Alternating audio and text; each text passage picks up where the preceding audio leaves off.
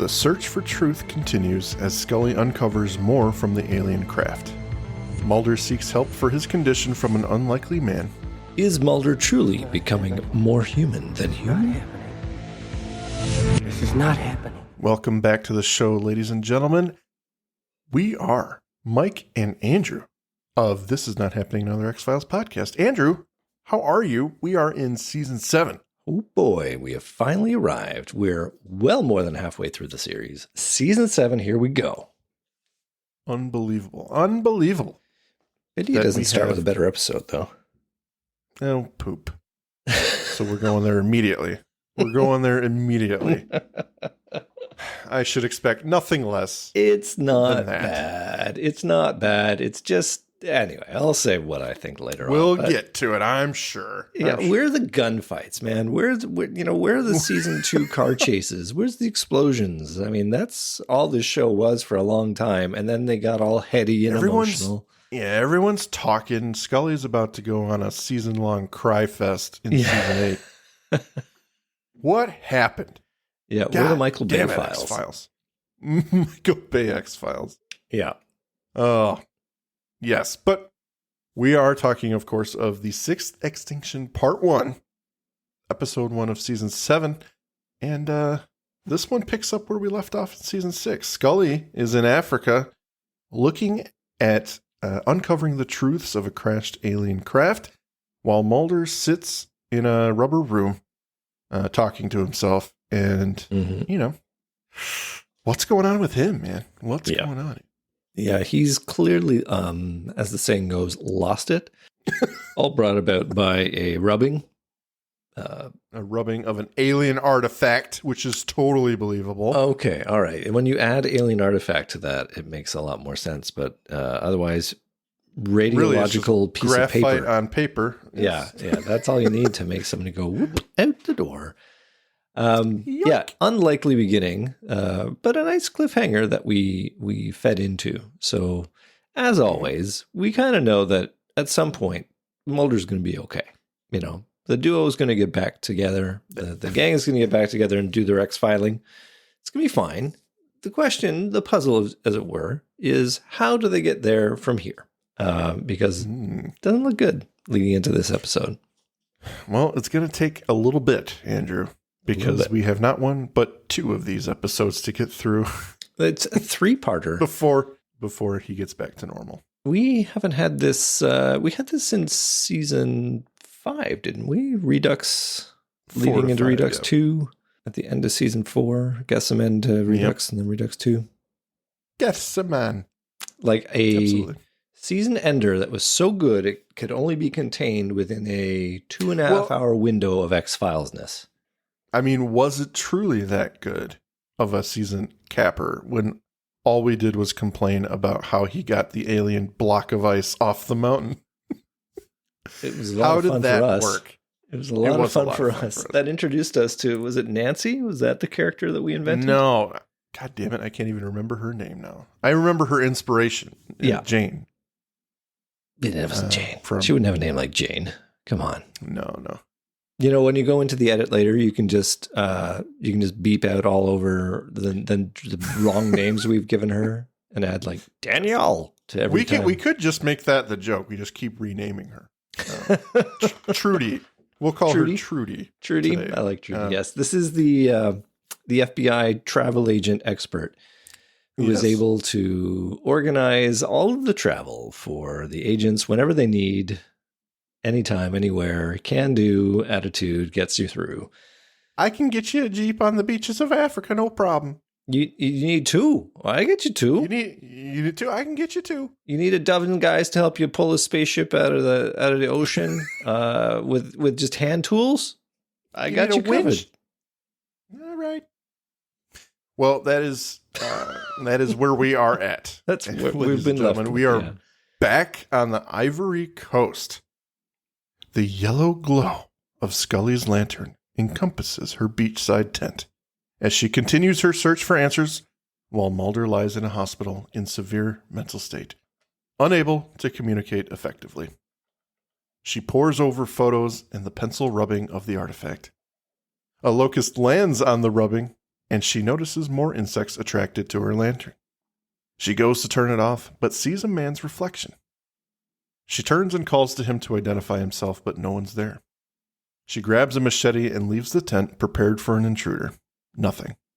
Just the waves crashing on the beach. When she re-enters the tent, it is covered in insects. Like a madwoman, she continues inside to get the lantern, but is then swarmed. The lantern crashes to the floor, and Scully is further accosted by thousands of insects. Credits. Yeah. She's a hero. No person I know would willingly walk into that tent. I would like to think it happens every night. I'm used to this by now. That's the only thing that makes sense to me, right? Like, there's not even She's just like, what the fuck? But I got to turn off those lights, and the insects fly right out. That is the only thing that makes sense to me, because this happens all the time. If I saw, I've been camping, and if I opened up my tent door and looked inside and saw even like 4 mosquitoes flying in there, I'm like, honey, we're leaving. We're done. But inside there are these giant butterfly-like beetles, or I don't know what they are, scarab beetles, scorpions, I don't know anymore. But they are truly frightening. And all she has to defend herself with is a machete, which is a curious choice, given that she's a badass. I don't think she chose the machete for the insects. She didn't drop it. She had that at her side. And that is decidedly not the best way to deal with swarms of bugs. Yeah. The other thing I'd like to just call out right out and early is the whole vanishing man business, the ancient creepy black man of a quote unquote tribal nature, in that they have elected to feature as the mystery, one of the mystery elements in this episode. That he just shows up for her apparently and disappears spontaneously. I think there's something wrong in her brain. That is the only thing that makes sense for me. Yeah. I mean, we can definitely get into that. It's the nature of this episode in particular is about omens and what does everything mean, and omens and portents. Yes, indeed. Yeah. Yeah. So he appears to her only, apparently. And I guess he's identified her as, you're the one who's going to figure this out. So you may as well just put the brakes on, young lady. Yeah, exactly. And as Matt in chat says, the tent covered in bugs does not bug her anymore. It happens so much. He's in with the puns. Oh, wait a second. Hold on. We need to have a little bit of we need to have the, that's not the right one. We needed to have the, there it is. That's the one. There it is. Yeah. Well, after the credits, we are at Georgetown Memorial. Mulder's brain won't rest or shut down. He's been quiet, but he won't sleep. There's activity in his temporal lobe they've never seen, which often manifests in violence, mostly against himself. The doctor gives Skinner the bad news. Over time, his brain will just die. Skinner goes into the cell. Mulder lies on the floor like we've never seen him, eyes red, tired, purple bags around them. He doesn't say anything. He just looks at the AD. When Skinner turns to ask the doctor to get him outside for some fresh air, Mulder attacks. He pushes Skinner against the wall and chokes him with his forearm. He throws him to the ground and gets on top of him, strangling him. There are no words, no grunts, no screams. Mulder's eyes simply burrow into Skinner's as he tries to kill him. Skinner gasps, trying to reason with him. Orderlies come in and apprehend Mulder, allowing Skinner to catch his breath and stand. They shove Mulder against the wall, and he tries to continue looking at Skinner in a rage. The AD steps out to compose himself as Mulder lets out a violent, desperate scream. In the hall, Skinner notes that his shirt pocket was torn in the incident and sees something inside. He puts his glasses on and unfolds it. It's a small note on a square piece of fabric resembling Mulder's smock. It's written in blood. Help me. Is it written in blood? It has to be. I mean, what else does he have? He has a pen. He does not Squirreled have a away. pen. He is a You sure? mental patient in a locked room with nothing else. It is a very sanitary environment, sanitized environment. He's pretty canny. He's got means. I argue maybe there's a pen in there. What I would argue, and I agree with you that it's a long shot, but that he got it onto such a small piece of fabric neatly with his finger. That is that's the X file. I do not see him in his current mental state having some great penmanship there. No. I like the idea that Mulder has just always wanted to strangle Skinner, and him being catatonic is excellent cover for this opportunity. Absolutely. He's always wanted to get close to Skinner. And Skinner could have just slipped it to him. Yeah. Skinner performs the torture rack on Mulder. Yes. Okay. Problems begin around here.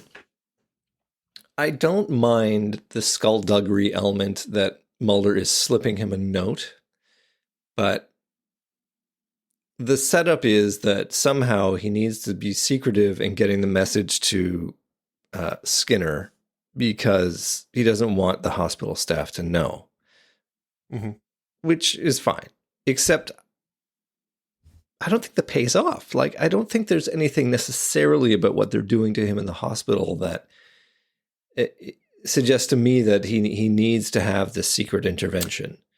I think it's more to do with who the hospital is reporting to. And CSM and Fowley are no doubt in that chain of command. Whether CSM has revealed himself Mulder knows yet or this not. Because he's... Yes. He knows because he's got his powers. There's what? deception He's got what now? afoot. His powers. His superpowers? No. Well, in this episode, yes.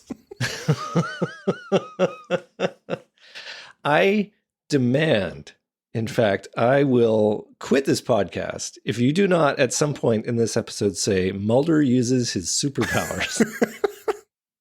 We'll see. I'll think about it. I might call you on that. The gauntlet has been thrown down, sir, is what I tell you. All right, fine. Well, we'll see what happens when he utilizes certain abilities. Okay. Back on the beach, 2 jeeps arrive and a crew of men get out, rushing to the crashed alien craft. A female driver gets out and runs to Scully's tent. Inside, the corpses of thousands of insects line the walls. Scully, appearing freshly showered, is packing her bags. The woman introduces herself, Amina Nagebe. She knew Dr. McMillan. She's a professor of biology. Scully relays the story of the mysterious man and the swarm of insects. Amina asks her not to tell anyone of what happened. The people here are animists, believing nature is vengeful. It would be interpreted as a bad omen caused by God. Outside, the men dig at the sand with shovels. One of them begins calling for help. He flails around, claiming the water is boiling, and he emerges to the beach. It would appear his skin is melting away. Amina calls this yet another warning. I have my doubts. Okay, they're clearly saying that human labor is cheap in the Ivory Coast, and that they've been offered $1 a day to dig out the ship and get it on the land. Is that what I'm getting at here? We have shovels. I'm maybe pulling at threads. There will be thousands of you. It'll be done in no time. That's how they got it. But they literally, it looks like the jeeps drive up and the guys charge out with trowels to dig this thing out of the surf. Obviously the best way to handle this. I mean, this is the only way they can do this. I don't know what your complaint's about. Fair. Oh, I should take it all back. No bobcats, no cranes, no chains. Yeah, I can't find a chain anywhere in Western Africa. Is that what they're saying? Can't get some ropes, even a boat to pull it out and then bring it around somewhere. I don't know. It's just, well, aren't we the? I appreciate their enthusiasm, and gets him into trouble with the whole spontaneous and very isolated hot water moment. Mm-hmm. Signs importance. That's what we get there. Signs, they are important. Well, back in the hospital, Mulder is now strapped to a bed. Skinner enters his room, quietly, not wanting to be seen by the staff. He tries talking to his friend, holding up the note. Mulder tries to speak, but can't. He begins tapping his fingers. Skinner grabs a pen and gives it to him, who then begins writing on Skinner's palm. Meanwhile, it's nighttime on the coast. Scully lay in her tent on a bed, Amina on another.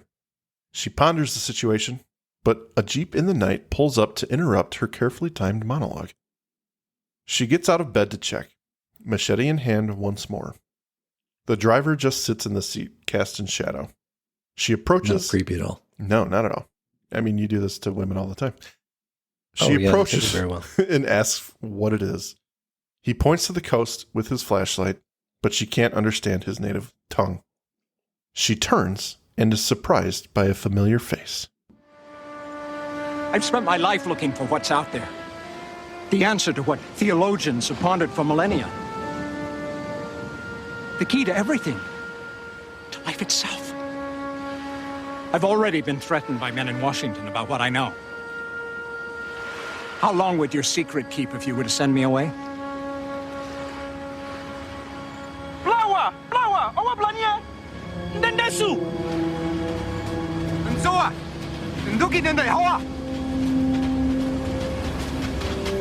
What is it?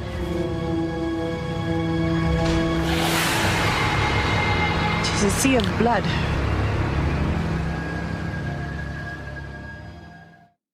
And then commercial break. It's a big one. See, this is Big one. Yeah. So sea of blood, eh? Yeah. So they run over to, unfortunately, poorly rendered CGI water. Red, crimson, a deep crimson. And she stares at a nearby rock in the coastline there. And sure enough, the elderly gentleman has appeared once more and then disappears a moment later. Her secret admirer. Yes. Now, I don't know what she's so concerned about.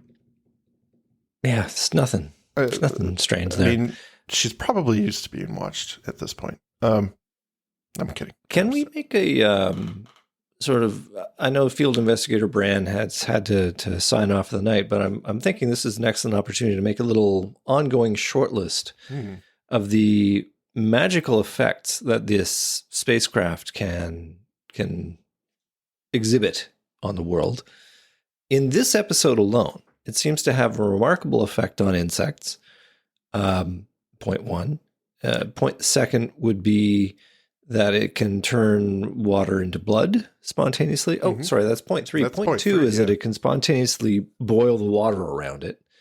And that's not even getting into what's written on it yet. But all that to say, it's got some pretty interesting scientific anomalies going on. Would that be fair to say? That would be fair to say. Now, as you have pointed out, and as we will come to learn on the episode, it is very much a harbinger of every biblical plague that has ever happened or was written about. I'm not sure the meaning of all this, other than to look cool and be cool, has no effect on the story as a whole, if you want my opinion. You absolutely 100% are right. So, you know what? It's neat to look at, I guess. They had to fill their time somehow. Yeah, I suppose what it's trying to do is imbue the episode with a sense of wonder that this thing is capable of creating these semi-religious style events. And it's going to be even more wondrous when they start translating what's written on it. That's different. I'll let you get to that. I enjoy that stuff, but okay. Yeah. From here, we go to G Street in Washington, D.C. It's a rundown apartment building. Skinner enters and walks its halls looking for room 6. He knocks. A man opens the door, having been awoken from his sleep. It's Michael Krichgau. The last time we saw him was in season 5. And either Krichgau incorrectly saw the time on his alarm clock, or it took Skinner 1 hour to find his door in a small apartment complex. It's your choice. Because the legend clearly says 5:05 or something like that. And Krichgau goes, it's 6. No, sir. I don't know. Okay, nice inconsistency, nice bit of continuity. I applaud you for finding that. It was a quick inconsistency. Yeah. Is that the worst thing about this episode? No. And you know what? I love seeing Krichgau. I like him. But Skinner reintroduces himself and begs for help. Krichgau is not interested, though. Mulder asked him for a favor 2 years ago to blow the whistle on the conspiracy against the American public, and all it got Krichgau was a swanky address. Sarcastically, of course. Now, well, the door does have Krichgau's name on it. Did you notice that? Yeah, I did. I mean, it is nice when you get things like that. I mean, it's not the worst thing in the world. That says to me that there is a caring and loving landlord at play there that really likes to encourage community among his tenants. It sounds like a place I'd like to live, to be honest. I would like to editorialize just a little bit here, Andrew. I'm going to sit back. I invite everyone in chat, I invite you to chime in and let me know your thoughts as well. It is obvious, it is apparent that Krichgau does not like Mulder because of what he just said about him, that he got him fired, essentially. Now, I can sum this up in one word. Wrong. There's a bit of a creative reimagining of the events of season 5 there. Yes. Yeah. Keen X-Files viewers would remember that it was Krichgau who attacked Scully in the stairwell while doing the government's evil deeds. She got the upper hand. He told them a story, and he even snuck Mulder into the DOD to give him access. Why? So that Mulder would understand he's being used and to hopefully get his son a cure because he's sick from, the Gulf War or something like that. Yeah. He sucked Mulder into his story. And then now he's mad at him. The whole confession of his involvement, to the bigwigs saying, my son died today. I am the traitor you want, and here's why. Because I'm stupid, essentially. Villains should not serve themselves up on a silver platter such as he did. So yes, I think he earned his circumstances quite remarkably in that situation. Yes. Mulder does not really deserve his vitriol in that moment. No, he does not. So that's all I wanted to say. Carrying on. Yes. I think they needed to bring him back. They needed to cast him a certain way. Absolutely. In fact, I don't think they needed to bring him back at all, but I'll get to that later. Okay. Well, Skinner pleads with him, and he does reconsider. It doesn't take much. In the hospital, Mulder is hooked up to brainwave monitors. When Skinner addresses him, his monitors show extreme changes, but nothing happens physically. Krichgau looks at the erratic screen. Mulder is on haloperidol to keep him calm and nonviolent. As Krichgau begins to speak, the monitor on the screen goes wild once again. Before he can even ask his question, he notes it's the second time, almost as if Mulder anticipated his question. The agent's eyes stare at Krichgau. Again, it happens. Krichgau thinks he can understand what's happening. He just responded to a question he didn't ask. A door lock unlocks his... I'm sorry? Bitchgau. With what? Yes, very much so. Yeah. So Mulder, using his completely normal mind, is anticipating questions from Krichgau. Good. See what you did there. We go now to a door that unlocks. The two men, who have moved Mulder in a wheelchair, enter the pharmacy. Krichgau I need to quickly point out a little bit of my usual thing I like to take apart, which is the lockpicking shenanigans in that moment. Okay. Because we see when the door opens, Krichgau has a tension bar in his hand, but I don't see the actual pick. As people know, I'm fond to point out, lock and pick. Maybe he had it and he just moved it away and we never saw it. So it could be completely legit. But as an aficionado, lockpicking is a two-handed activity. You have a pick in one hand and a tension bar in the other. It is not a one-handed activity. I can attest it is a two-handed ability because, I use the left stick on my controller in Oblivion to push up, and then I have to hit A at the right time to get those fucking those tumblers. Lockpicking is just that easy. Oblivion has completely nailed the whole sport in one fell swoop. Oh man, I've been it's revisiting like that in Fallout 2, actually. So many broken picks. Yes.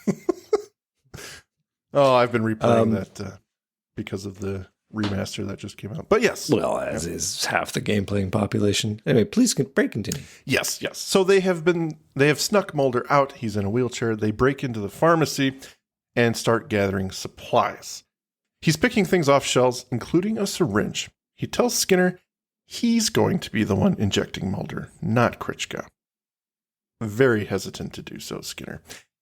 He refuses until he speaks to the doctor. Krichgau confirms he's not a doctor to Skinner's protest, but he's seen the condition before. Mulder isn't being treated properly.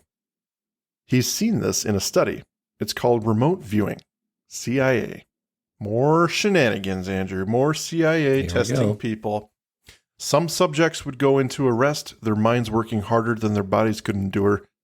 They essentially became all brain, and the only thing that could slow their minds was phenytoin. Phenytoin. He hands Skinner a syringe. Skinner lays the last piece of the puzzle down. Mulder somehow knew about this and asked for Krichgau. How? We don't really know. We just have to choke on that. Never going to come back. Somehow he knew Krichgau took place in this test and knew this is exactly what was happening. Okay. So Krichgau is the only person who would know what med would slow him down. Okay. Question for you. And the only way this makes sense is if Mulder only knows about the study and not the exact medication that would be involved. Yes. Because couldn't he have just written phenytoin on Skinner's hand? He didn't know how to spell it. He could spell Krichgau, which I always mess up whenever I write it in my notes. That's true. Yeah. I'm with you. I looked these up. All right. Haloperidol is an antipsychotic and phenytoin is an anti-seizure. They are both similar in their application, but slightly different. So it makes willing sense to go with Krichgau on this, where he says that the only thing that would work in this state was the phenytoin. And further, I'm willing to think that the experiments that Krichgau was involved with were directly related to the same kind of condition that Mulder has. Like the remote viewing, where Krichgau's has was not related to aliens, probably related to aliens. Absolutely. Very much related to aliens. Well, Skinner reluctantly takes the syringe and injects it into Mulder's IV bag, which is attached to his chair. Oh boy. Mulder's eyes close, and he internally calms himself enough to eke out 2 words. They're coming. Bursting through the double doors somewhere else in the hospital is Folly, who has retrieved a nurse. She is upset. Mulder isn't in his bed. But as the two enter Mulder's room, he is most definitely there, Skinner standing over him. Skinner says he found him down the hallway and brought him back, and he hopes that someone is calling a doctor and making a report on this. He tells Agent Folly, commands her even, to go help the nurse. She leaves, giving Skinner a suspicious eye. And Mulder speaks when she leaves. Agent Mulder, I think you know that. I do. That's why I need you.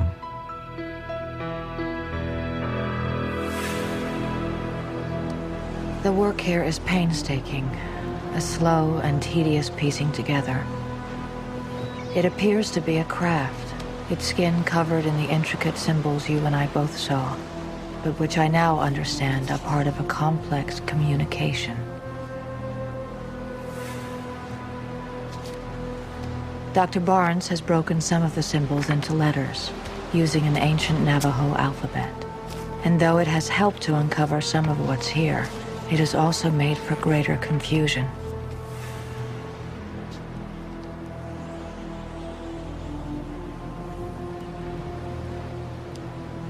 On the top surface of the craft, I'm finding words describing human genetics.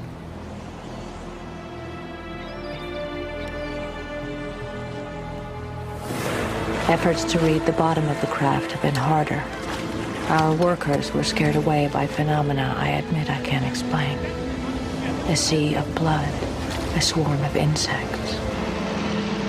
But what little we've found has been staggering.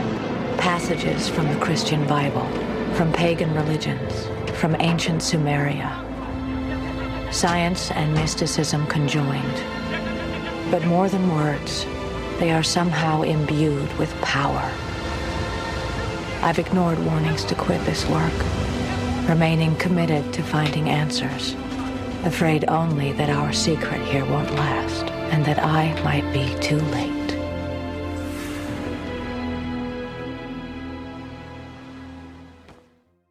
It's that time, everyone. The Magus Media Production sales pitch. Please check out our homepage at magusmediaproductions.net so you can stay up to date on all of our shows. Check out our Facebook group, facebook.com/groups/Magus Media Productions, both of which have our Discord link on it, where you can join us for live shows as we record them for future release. At Magus Media Prods on X, our Patreon, patreon.com/MagusMedia, where a $5 donation will help us keep the lights on and bringing you new content, and you get some stickers. Thank you for your consideration and support. So that was the whole Scully monologue. Yeah. Amina comes into her tent. Of the puzzle. Pieces of the puzzles. She lays out more photos. The symbols spell out an ancient passage of the Quran. The Day of Final Judgment. Teachings from the Prophet Muhammad. But Scully one-ups her here. She's found a complete human genome. The two women marvel at the revelations on this ship. But Barnes interrupts.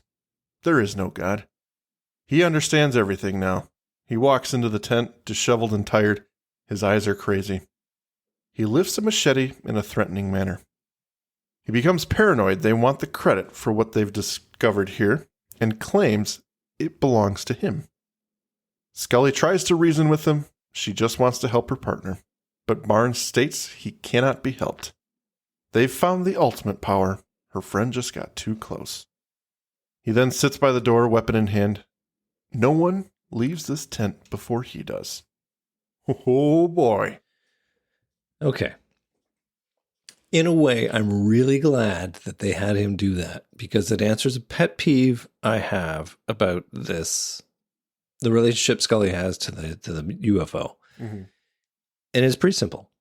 She knows firsthand what the syndicate, cigarette smoking man, what they can do to make things like this disappear. Mm-hmm. Inconvenient truths.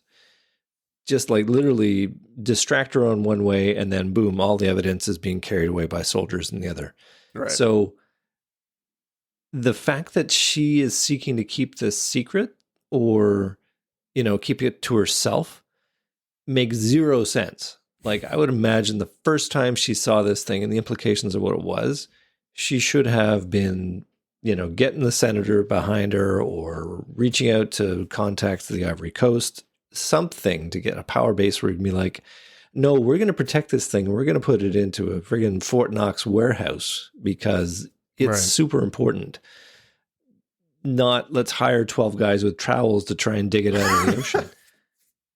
So him at that point saying, going a little cray-cray and saying, no one leaves before me. I buy that suddenly she is now realizing its importance and maybe, I would hope, moving towards that direction, and now is being prevented by crazy old Dr. Barnes. Only thing that makes sense to me. Yeah, I mean, that makes sense. I don't know where the African government falls into place here. How it's, the word's obviously getting out, and I don't know what agencies Scully has to prevent any of that happening or from happening. Now, obviously, by the end of the episode, something happens, but I have she was a smarter character than that. I feel it's naive for her to think that this is all just going to work out. Right. Just, especially when you got vanishing dudes and you've got, the sea turning into blood. Like, this is a problem bigger than her. Right. And I feel like that she could have lobbied for some kind of support. I know it makes the episode bigger and it makes it a little less dramatic, Intimate. I suppose. But Yeah. I don't know. Doesn't read well for me. No, I got you. Back in Mulder's room, a series of monitors are set up in front of him, facing away. 3 sets with rotating images. The goal is to have Mulder tap the screens where the UFO image pops up.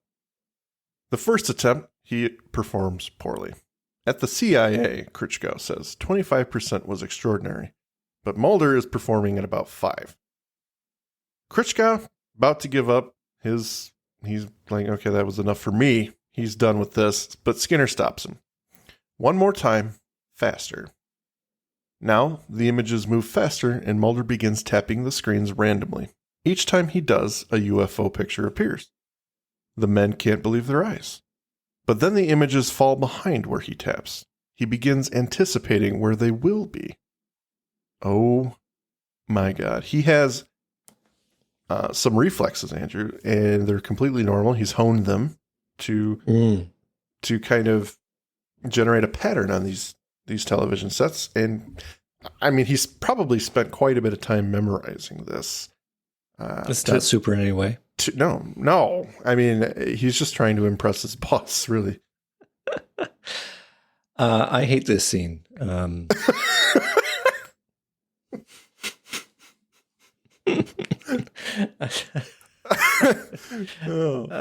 You're waiting for this moment, weren't you? Where I get to really tell you how I feel.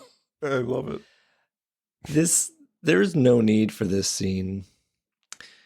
It does nothing. And Krichgau just happens to have his tap computers from when he used to work at the CIA. He had a box, labeled work stuff. He got some monitors, brought them to the hospital, and got it all set up without anyone noticing. Oh, so he just went down to the Best Buy and bought some, home DVD players or something? Hey, Skinner, wait here. I got some really cool setup I'm going to go get. I got some things I can do. Stay here. This suggests, and it's terrible science is the other thing, right? Like, I'm not a doctor, and would not profess to be a psychology test deriver, but what I'm seeing here is this random pattern generation, and that the subject has to tap the computer to sort of align with when an image shows up. So this is going to show remote viewing. My question would be, why does it have to rotate and you have to do it in a timeline? Why couldn't it be just still, there are 3 computers there with 3 different images that randomly rotate, but you push the button to make them rotate, and then you, the tester, have to point at the one which has got the image on it. I don't know why there's a timing element to it, because now you're getting this thing of like, how many drugs is Mulder on right now? Like, literally, he's been on anti-seizure meds. Right. So that's got to mess up your reflexes. And yet he's able to conduct this symphony of tapping later on. I think it makes perfect sense, Andrew. I don't know what you're complaining about. Okay, all right. I'm overthinking it. This we'll pass. This episode is rock solid. I don't really know where you get off. There's nothing to think about there. Okay, even if the experiment is terrible, just the fact that Krichgau has this stuff lying around, and he's gonna. The other question is, when does he go and get it? Well, he obviously works back? at Radio Shack because he looks. Now that he's been fired from the CIA, they've got him on at Best Radio Shack. Boss, I gotta borrow some of these things for a thing I'm doing down at the hospital. I'll bring them back. You got any coaxial cables? I need some wall warts to plug these things in. Don't ask me what it's for. It's real sneaky. Anything is possible in a fade out. So that is so true. Any amount of time, any amount of time could go by. Any amount of equipment can be snuck into. I mean, yeah, they're not huge. I guess he could sneak them in his little coat there, but Whatever. We're giving too much leeway to this fucking thing. The fact that then Skinner's saying, do it faster. It's like, where does that come from? It makes for a great looking scene. That's what it does. Howard Gordon reminds me that sometimes you just go fast enough and you leave the plot behind you and it's fine. So it's all fine. I have no problem with this. It's all fine. But I hate this scene. Matt in the chat, Krichgau says, I strung together the graphics cards from 13 Sega Genesis. We sell these at Best Buy at a discount. They're really good. Oh, fucking hell. They play DVDs now. Whoa. What's DVD? Didn't they come out yet? Or is that a post-2000? They are. It must be a post-2000. It's very, very early at this point. Very, very early. You're right. All right, I'm sorry. I'm done. No, I'm with you. Forget this scene ever existed. I'm with you. In the tent, Barnes nods off at the entrance as the two women lie in their cots. Scully watches him. Then there's a rattling. In a burlap sack nearby, fish begin coming to life. Barnes goes to look, giddily exclaiming their rejuvenation. When he's distracted, Scully cracks a wooden chair over his head and the women flee. In the night, they drive. Then, the mysterious man appears dead in the road. He's gone again. Oh my God. Now, Scully sees him in Amina's place. He tells her some truths are not for you. He puts a finger on her forehead. Shh, he says. No. In a moment, it's Amina again. This is a sign to give up. Scully wants to be turned around. She wants to go home. So that's the end of Spooky Dude. I hated everything about that subplot, and I hate it now.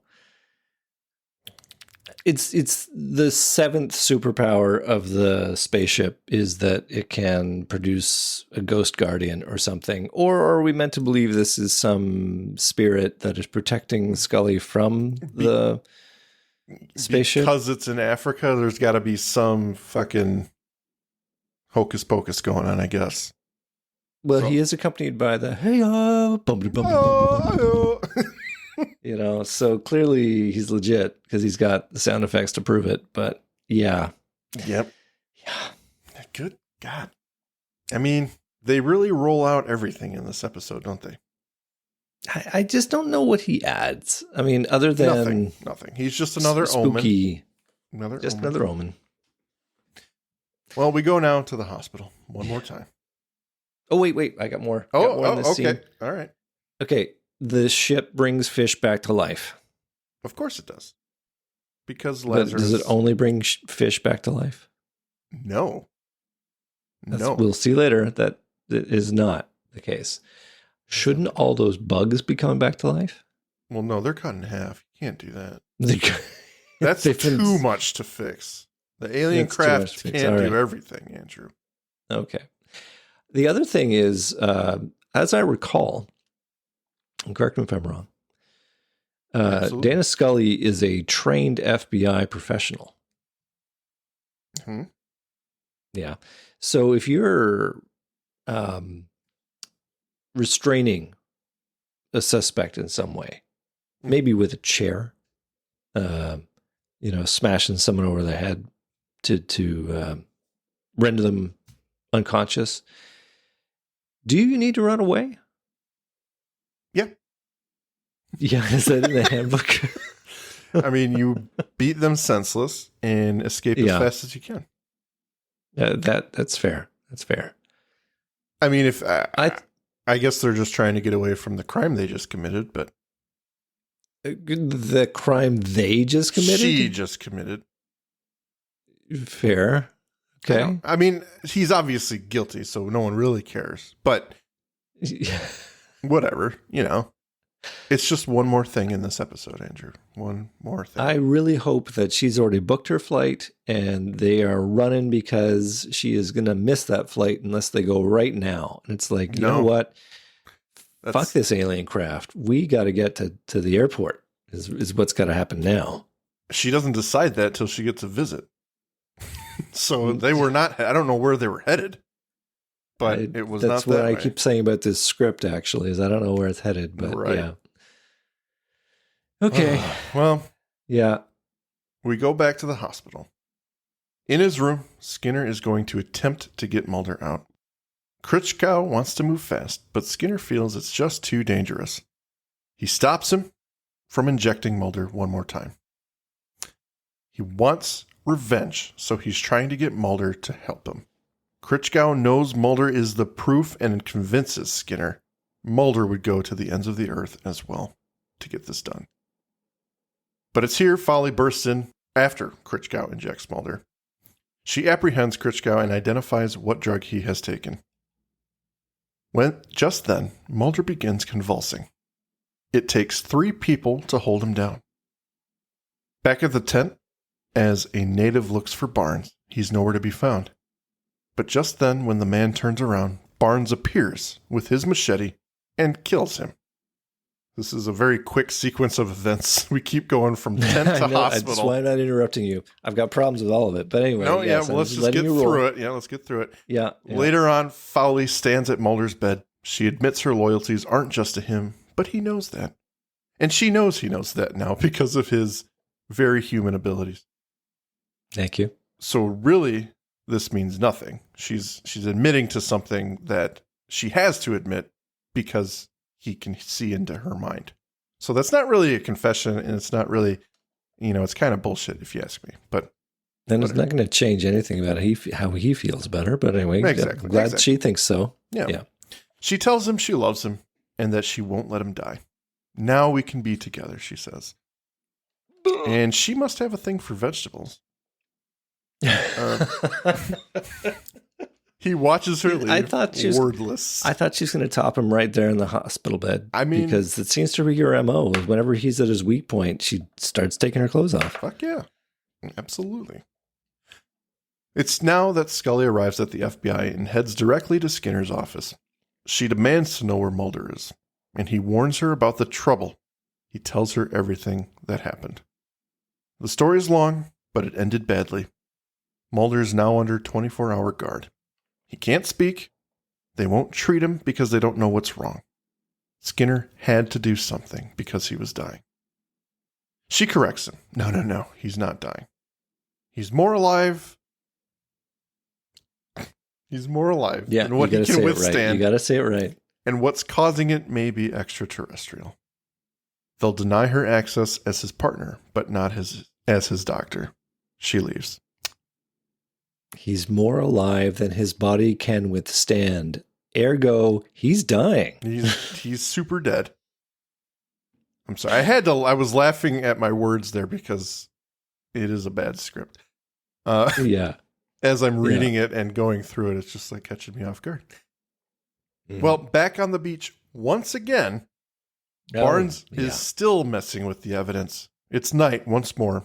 He spots a pool of blood in the corner of the tent, but there's no body of the man he just killed. Suddenly, the man has come back to life. He grabs a lantern. He exits to the beach. Nothing's there but footprints heading to the craft. The dead man then appears behind him and kills him with the machete. In Mulder's room, he stares at the ceiling, hearing voices, including Scully's. She's at the door demanding to see him. They let her in after some debate. As she stands at Mulder's bed, she tells him what she found, where she's been, and asks him to hold on, sobbing. Do you want to play that clip? Because it's right here. I got it and everything. You go ahead, sir.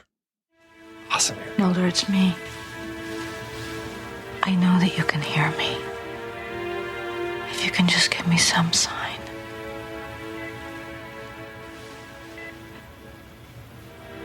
I want you to know where I've been. What I found. I think that if you know, that you could find a way to hold on. I need you to hold on.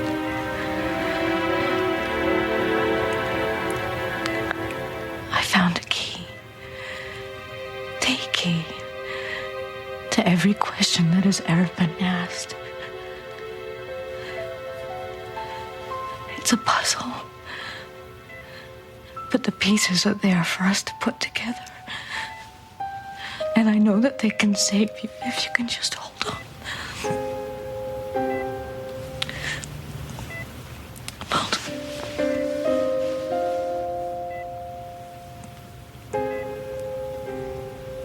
Please.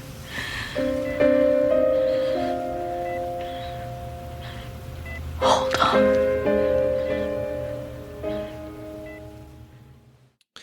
Oh, I mean, this episode's trash right up to that moment. I mean, I felt like I was in a Van Halen song right there. Hold on. But yeah, she grabs his hand and sobs on him and oh. Yeah. Let's close out this episode. Yeah, back at the beach, Amina arrives with the military. They see Barnes dead, pale in the water, and the camera lifts as the military takes his body away. So they've arrived now. I guess it was on the scene. only a matter of time, given the fact it's been like, what, a week? Amina said she was going to go to the cops. She went to the cops. All right. So You are forgetting a very important plot point at this point. Go ahead. The camera on a crane, because that's how you end a Absolutely. season opener, is a big-ass crane shot, pulls back to show us the scene, the ocean-swept beach, and there is no spacecraft there. Yep. CSM got his shovel. He got his own He 12 dug it Africans out. with travels. He's dug got it more out. reliable guys. He gave them oven mitts. And he said, okay, here's what you had the other guys didn't have. I know you all know each other, but here, this will protect you.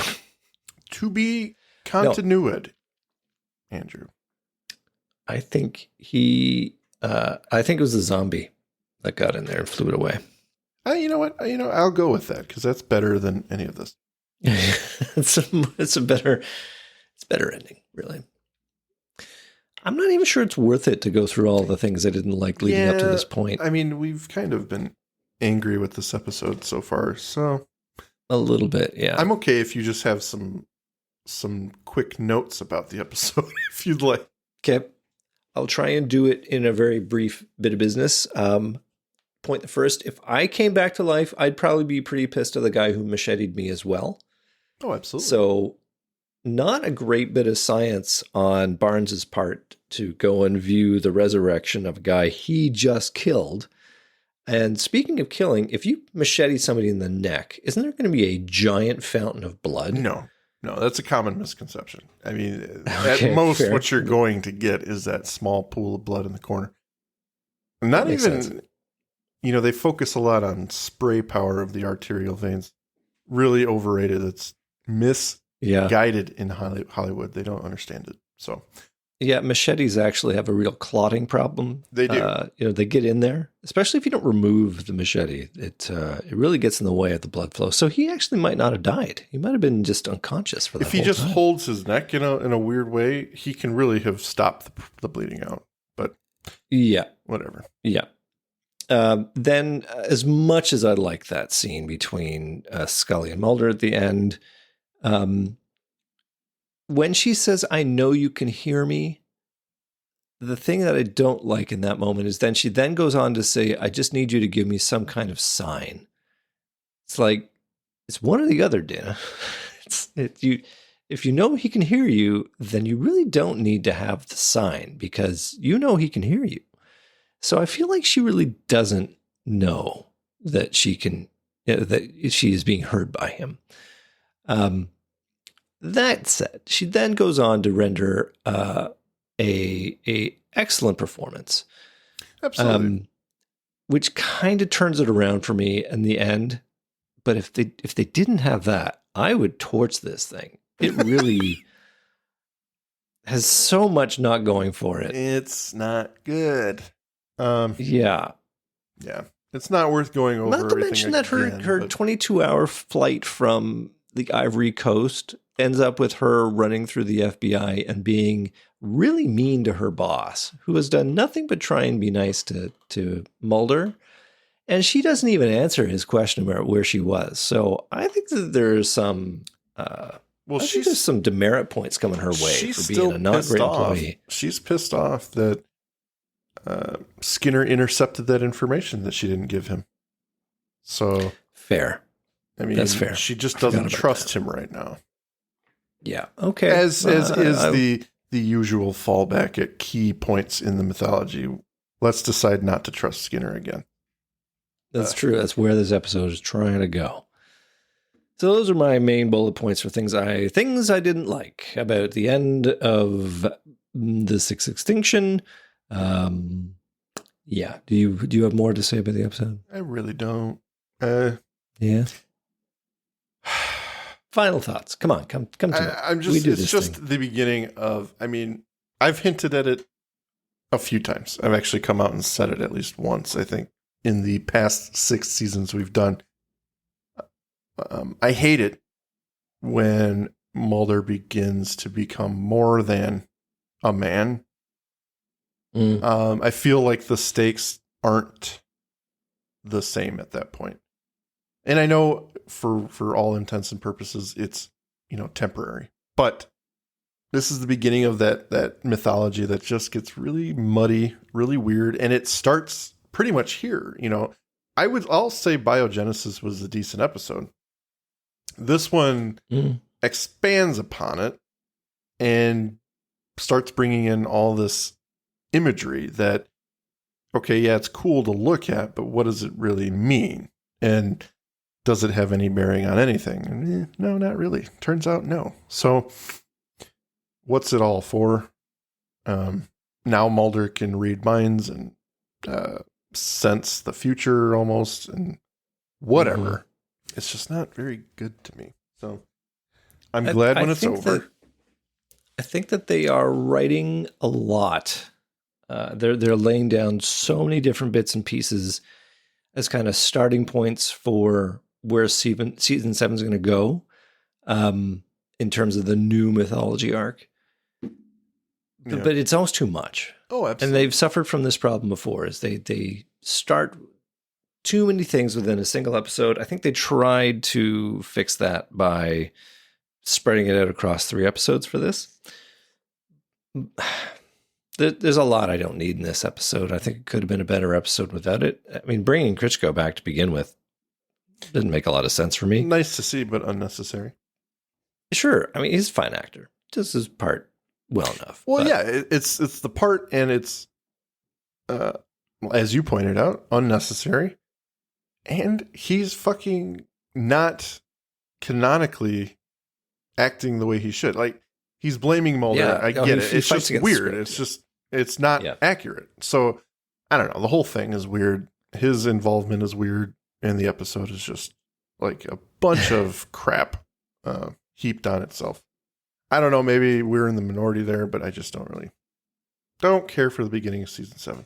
Yeah. I know that they were kind of painted into this structure of going back and forth between Africa and Washington, given that's where Scully was and that's where Mulder was. But there was a lot of back and forthy. Mm-hmm. Like as the episode progressed, we're constantly dipping back and forth to try and keep the action rolling on both fronts. I don't know whether it would have been better to just have Scully's timeline and tell that story in one episode and then tell Mulder's story in another episode and not like, you don't need much of what we saw from Mulder's timeline. And I guess objectively, I kind of like Scully's better. So, I mean, there's definitely more happening in it, but it's all bullshit. Is the problem? Absolutely. It's just so much stuff so much stuff they added in there to give some elevation to the alien spaceship that they just decide to whoop out of existence by the end of the episode, and I don't know. And Mimi Rogers is, I know, a better actor, but I just did not like her turn in this episode. It's like in one moment, Skinner can be her boss and tell her to go stand out in the hall. And the next moment, she's commanding the room. Yeah, I'm like, don't let your guilty conscience get in the way of the chain of command, Skinner. I mean, what the hell? It's like, Yeah. This man's acting on my authority. You doctors have been doing shit. And guess what? Here's a medication that's actually been doing something. Why is he being secretive about it at all? Like, why is he hiding the fact that phenolin is actually doing something? Messy. Yeah. Anyway, we're coming to the end of the 3-parter, and it's maybe going to come in for a good landing. We'll see. Can't imagine they're going to leave Mulder with psychic superpowers at the end of it. So the only question is how they're going to extricate themselves from the corner they've painted themselves into. I think we'll find out here coming up pretty quick. Pretty darn quick. There you go. That's all I've got. That's all we got. I don't even give it a final word. Yeah. Do we have any listener comments from this one? That's a good question. Let me see. Anybody in the chat, if you want to get your 2 cents in now, Emily Messenger joining us lately. Yeah. Maybe there's going to be some words here. No one cared about this episode, so I don't blame them. I do not blame them. Yeah. It's notoriously, and this is kind of like a universal thing. But the middle of a 3-parter or something is generally in writing itself, because there's no real beginning, there's no real end. It's a little bit wobblier than the beginning and the end. Do you mean that in all 3-parters across time? I just think X-Files? Generally, no, not just X-Files. I think it's a story issue that a lot of people have to overcome as writers. It's hard to do, but they tried to make this one as magical as possible, but it just didn't work. Well, I think they needed spectacle because they're opening season 7. So I understand the motivation to do that. And I've said it before, I don't need it spoon-fed to me. I don't need you to make it so explained that there is no wonder. Mm-hmm. But it's just so out of place. And if the UFO, if they had set it up that it had been whisked away by the cigarette-smoking man and his cronies, I would actually have liked that more than it just decided to disappear after conducting a few random miracles. Mm-hmm. Topped with the vanishing man just coming out of nowhere and saying, "You don't belong here anymore. Go back to America." I'm just... That's all it is. I'm stunned. It's spectacle. Yeah. With no substance. Like, what does that mean? Why? And why is he a local deity or a local hallucination? Is it spoken by the fucking alien ship? Why is the alien ship doing all this stuff? I get that they want us to believe and know that the aliens are the source of everything on Earth, including religious texts and stuff. I'm fine with that, but all the stuff that happened in this episode where it's like, oh, now the water's hot, now the water's bloody, and now things are coming back to life. Oh, okay, why? Yeah. The ship being the why doesn't satisfy me. Like, you ask these questions, why is the water boiling? Because of the ship. Why is the sea red? Because of the ship. Okay. Why? There's more to that question that needs to be answered. I don't know. Yeah. And that Scully keeps it all a secret. Yeah. This is my usual gripe when there is a miracle of world-changing proportion that they write as a throwaway bit. Mm-hmm. The water goes down backwards here where it should be going down forwards, and that's funny and interesting. Let's just move on with the plot. It's like, no, that's the story right there. But it disappears, thus we don't have to worry about it. Well, we're shitting all over this episode. I think everyone gets sure it. Are. Spending a lot of time crapping on it. Let's move on, I guess. Yeah. Do you want to wrap it up? We got more to say about this. I think the final word should come from Emily in chat.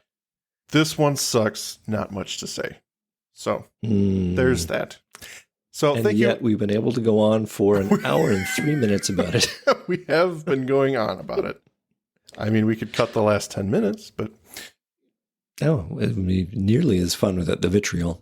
That's true.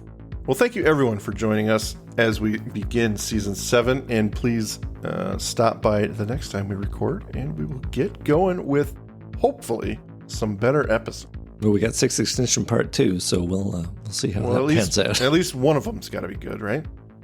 That's right. The odds are good. Hey, thanks a lot for being with us, and we'll tune in next time. Thank you for listening to today's episode. If you liked what you heard, please rate and review on your podcast app of choice. Andrew and I would be eternally grateful to you fine people for helping us expand and get the word out. Also, we've got a killer group on Facebook. Feel free to join in on the discussion at facebook.com/groups/thisisnothappeningpod and become an official member of the syndicate. We do polls and we have questions for every episode to give you guys the opportunity to chime in and possibly let your voice be heard on our recordings.